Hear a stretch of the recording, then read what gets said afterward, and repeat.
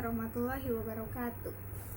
Alhamdulillahirabbil alamin wa bihi wasta'inu wa ala umuri dunya waddin wassalatu wassalamu ala asrofil anbiya'i wal mursalin wa ala alihi wasahbihi ajmain amma ba'du.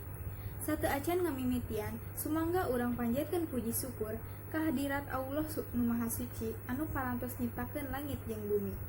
Sholawat sinarang salam oge mugia tetap kacurah limpahkeun ka junjungan alamnya eta Habibana wa Nabiana Kangjeng Nabi Muhammad sallallahu alaihi wasallam.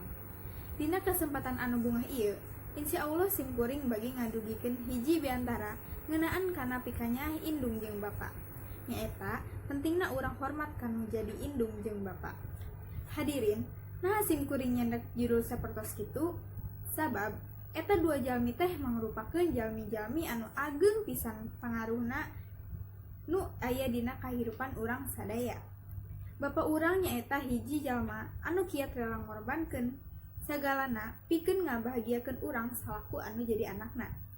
Malih anjeunna rela disabandingkeun midamel ka dieu ka ditu supaya bisa ngahirupan anak jeung istrina. Kitu oge ka indung urang nyaeta hiji jalmi anu mulia pisan anu jasana teu bisa kaitung. Anjeunna oge anu parantos ngalakukeun genep N keur urang. Hadirin, terang naon eta genep N teh?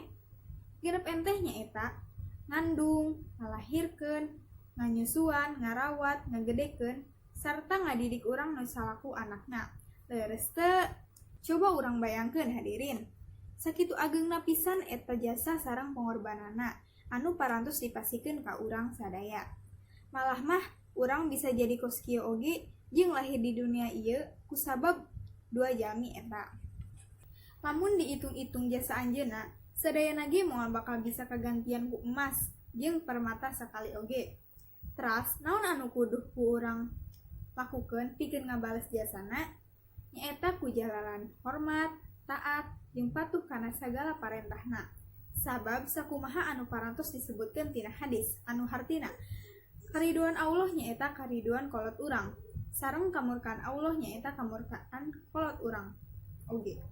Dina hadis eta parantos jelas yen lamun urang patuh jeung taat ka kolot urang, mangka kolot urang oge bakalan resep jeung bungah boga anak sapertos urang, jeung teras ngadoa supaya tiasa asup ka surgana Allah. Amin ya robbal alamin.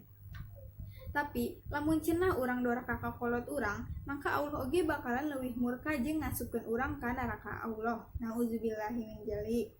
Hadirin sadaya, hoyong lebet ka surga sadayana. Lamun hoyong, hayu urang kanu jadi kolot urang, mangga sami-sami ayeuna urang ngadua kanggo kadua kolot urang. Allahumma firli wali walidayya warhamhuma kama rabbayani shaghira. Nah, mun sakitu anu tiasa kusim kuring dugikeun, mugia aya mangfaatna kanggo urang sadayana. Hatur nuhun tina sagala parahatianna jeung hapunten bilih seueur kakiranganana.